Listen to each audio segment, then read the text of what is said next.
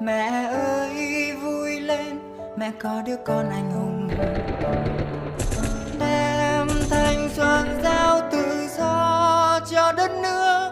Với con thế thôi, còn gì đẹp hơn.